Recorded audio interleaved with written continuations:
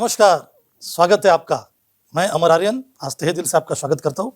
और इस वक्त अगर आप ये वीडियो देख रहे हैं तो इसका मतलब है आप आपकी लाइफ में कुछ बदलाव पाना चाहते हैं और ये बदलाव आपके किसी दोस्त के माध्यम से आज आपको मिला हुआ है, जिन्होंने आपको कहा है ये वीडियो देखिए ताकि आपको एक आइडिया आ सके कि हम क्या करते हैं और कैसे हम लोगों की लाइफ में कंट्रीब्यूशन करते हैं।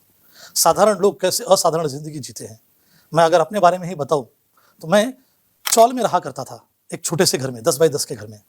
और इस कॉन्सेप्ट को समझने के बाद मैं आज फ्लैट वाली ज़िंदगी जीता हूँ, 1 BHK फ्लैट में रहता हूँ। इस कॉन्सेप्ट को समझने से पहले मैं एक पल्सर पे घुमा करता था और इस कॉन्सेप्ट को समझने के बाद में आज मैं कार में घूमता हूँ। लेकिन पहले ये देख लेते हैं, क्या आपको वाकई में इस कॉन्सेप्ट की ज़रूरत है क्या? आप सुबह से लेकर शाम तक कहीं ना कहीं पैसे के लिए तो काम कर ही रहे हैं ना सर। तो आज जो मैं आपसे चंद मिनटों में बातें करने वाला हूँ, सिर्फ पैसों के बारे में बात करने वाला हूँ। तो आपका ध्यान चंद मिनटों तक मेरे ऊपर रखे रहिए, यहाँ वहाँ के बारे में मत सोचिए। आप आपके परिवार के बारे में मैं आपसे कुछ बातें करता हूँ। हम सभी लोग काम क्यों करते हैं? अपने परिवार की ज़रूरतों और सपनों को पूरा करने के लिए। सही बात है। आखिर हमारी ज़रूरतें क्या हैं? एक अच्छा खाना खाना, अच्छे कपड़े पहनाना, अच्छे कॉलेज में अपने बच्चों को पढ़ाना, अच्छे घर में उनकी शादी कराना, अच्छे कार में उन्हें घुमाना और अच्छे तरीके से परवरिश कराना। सही बात है। एक बात बताइए, इसके लिए आपको क्या लगेगा, पैसा या ढेर सारा पैसा? बिल्कुल सही कहा आपने, ढेर सारा पैसा। लेकिन अब मुझे बताइए, क्या हमारी जो करंट इनकम है, क्या वो हमको एक अच्छी ज़िंदगी जीने में मदद कर रही है? आज हमारी कमाई है बहुत छोटी सी और हमारे सपने हैं काफ़ी बड़े। इन दोनों का आपस में कोई मेल नहीं हो रहा है। इसी के लिए शुरू होता है समझौता, अच्छे के बजाय सस्ते से काम चलाना। हम लेना तो चाहते रहेंगे ऐसे जगह से कपड़े, लेकिन हमें लेना पड़ता है ऐसे जगह से कपड़े, कॉम्प्रोमाइज़ करना पड़ता है। 2 तरीका है हमारे पास। पहला तरीका क्या है? कमाई के हिसाब से अपने सपनों को मारकर जिया जाए या अपने सपनों के हिसाब से कमाई को बढ़ाकर जिया जाए। क्या कहना है आपका? क्या मैं आपके कुछ सपने जान सकता हूँ? जैसे, क्या आप घर लेना चाहते हैं? अगर हाँ, तो मुझे बताइए कहाँ लेना चाहते हैं, कब तक लेना चाहते हैं और कितने में आएगा? तो क्या कभी आपने इसका कैलकुलेशन किया? क्या आप आपके बच्चों को अच्छे स्कूल में पढ़ाना चाहते हैं? कहाँ पढ़ाना चाहते हैं? कितना पैसा खर्चा होएगा? क्या आप अपने बच्चों की शादी करना चाहते हैं? तो शादी में कितना पैसा खर्चा होएगा? क्या आप कोई कार लेना चाहते हैं? कब तक लेना चाहते हैं? कौन सी लेना चाहते हैं? कितने में आएगा?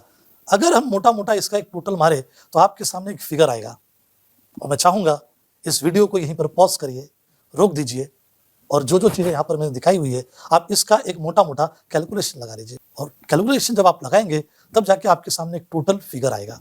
मान लेते हैं एक घर लेने के लिए, बच्चों की शादी करने के लिए, एजुकेशन फंड के लिए, मेडिकल फंड के लिए, बैंक बैलेंस के लिए एक तकरीबन आपके दिमाग में 50 लाख, 60 लाख, 70 लाख कोई तो एक फिगर आता रहेगा। उस फिगर को पेपर पे लिख लेते हैं। अब चलते हैं हम आगे और अब हम देखते हैं ये जो अमाउंट आपने अभी-अभी लिखा है, मान लेते हैं आपने अभी एक 70 लाख रुपया लिखा। अब मैं आपसे एक बात करता हूँ, सपनों को पूरा करने के लिए काम करना ज़रूरी है और आप पिछले 5 साल से कहीं न कहीं काम तो कर ही रहे हैं। और ये 5 साल में काम करने के बाद में अभी तक कितना सेविंग हुआ रहेगा आपका, ये तो आपका दिल ही जानता है। और अगर उसी काम को आप अगले 5 साल भी करने वाले रहेंगे, तो एक फिगर लिखने की ज़रा कोशिश करिए कि कितना सेविंग आप कर सकते हैं। और अगर आप इस वीडियो को यहाँ पर रोक के वो अमाउंट नहीं लिख सकते, तो आपसे गुज़ारिश है आप इस वीडियो को आगे भी मत देखिए, क्योंकि मैं आपको मदद करने वाला हूँ एक डिसीजन लेने के लिए, क्योंकि आपके पास लाइफ का सबसे कीमती जो है वो है समय। क्योंकि सपना पूरा करने के लिए हम पूरी ज़िंदगी दौड़ते हैं, भागते हैं, काम करते हैं, लेकिन कभी हम टोटल नहीं मारते हैं हमारे सपने की कीमत क्या है, पिछले 5 साल में काम करके हमने कितना बचाया और अगले 5 साल तक अगर हम वही काम करते रहेंगे तो कितना पैसा बच सकता है। अब देखते हैं आगे कि हम कितना पैसा बचा सकते हैं। अगर आज हम महीने का 2,000 रुपया बचाना चालू करेंगे तो साल का 24,000 रुपया होता है और 25 साल में 6 लाख रुपया होएगा। आप कहेंगे कि मैं ज़्यादा पैसे बचाता हूँ, तो चलो अगर आप ज़्यादा बचाते तो महीने का अगर आप 10,000 रुपया बचाना चालू करेंगे तो साल का होता है आपका 1,20,000 रुपया और 25 साल में होएगा 30 लाख रुपया। और मैक्सिमम की कोशिश करते हैं, एक मिडिल क्लास आदमी महीने का मैक्सिमम 30,000 रुपया बचा सकता है, तो साल का बचाएंगे 3,60,000 रुपया और 25 साल में बचेगा 90 लाख रुपया। अब आप मुझे बताइए, अगर अगले 25 साल में हम 90 लाख रुपया बचाएंगे महीने का 30,000 रुपया बचा के, तो हमारे सपने पूरे कब होंगे? अब देखते हैं, हर आदमी का एक सपना होता है, एक 1 BHK घर। स्क्रीन पे आपको दिखता रहेगा। अंधेरी में 80 लाख रुपया, बोरीवली में 60 लाख रुपया, मीरा रोड में 55 लाख रुपया, विरार में 30 लाख रुपया, पालघर और बोईसर में भी 18 से 15 लाख रुपए में एक घर आता है। अब आप बताइए आप कितना कमाएंगे और कितना बचाएंगे ताकि आपकी जिंदगी में एक 1 BHK फ्लैट का सपना पूरा हो सके। ये वेकअप अलार्म है, जागने का समय है। अगर सही समय पे आप जाग जाएंगे तो आप ज्यादा पैसे कमा सकते हैं, नहीं तो पूरी जिंदगी किसी बैंक का लोन भरने में आपकी बीत जाएगी। आप दुनिया कब देखेंगे साहब? अब सोचिए फिर हमारे सपने कब पूरे होंगे?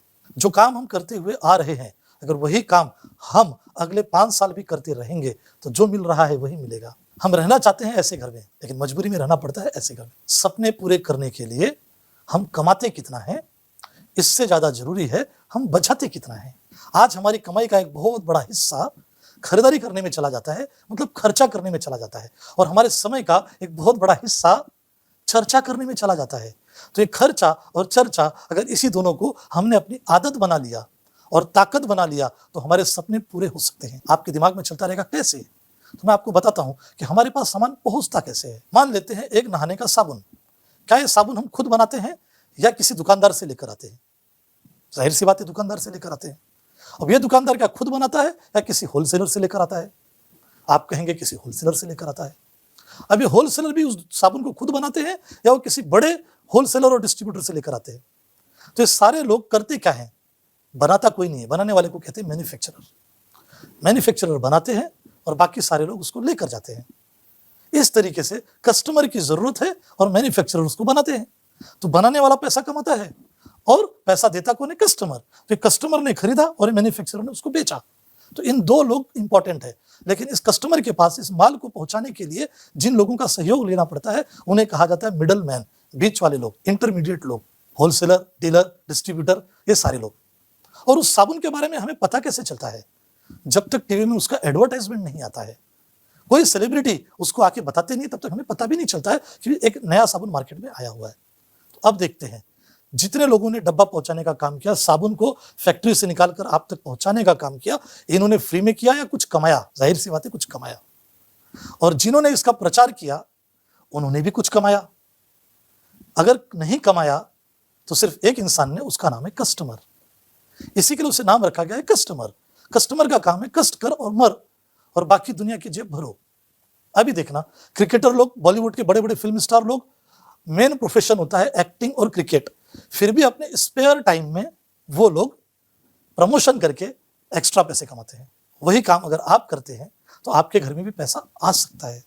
ये 70% पैसा जो इस मिडल मैन में बचता है, ये 70% पैसा आपके घर में आ सकता है। आज हमारी कंपनी आपको एक जबरदस्त मौका देती है। अगर दुकान बदली करने से और सामान बदली करने से किस्मत बदली हो सकती है, बैंक बैलेंस बदली हो सकता है। अब आपको एक निर्णय लेना है, या तो हाँ में या तो ना में। हम जिंदगी में एक ऐसा फैसला करते हैं लाइफ में हमेशा जिससे हमें फायदा होता है, ना कि नुकसान। सही बात है। मान लेते हैं आपने इस बिजनेस को ना कहने का निर्णय लिया। अब आप मुझे बताइए, अगर आप बिजनेस ना बोलते हैं तो आपको ये निर्णय क्या फायदा देगा? ना बोलने से आपका क्या फायदा होगा? जो चल रहा है वही चलेगा। और अगर आपने ना नहीं बोला और हाँ बोला तो हाँ बोलने से आपका क्या फायदा होगा? आज के कुछ साल पहले मैंने इस बिजनेस को हाँ बोला था। हाँ बोलने का नतीजा क्या था? मैं चौल से निकलकर फ्लैट में आ गया, बाइक से निकलकर कार में चला आया। आप भी अगर हाँ बोलते हैं तो आपकी भी जिंदगी बदल सकती है। डिसीजन सोच समझ कर लीजिएगा, आपके ऊपर कोई प्रेशर नहीं है।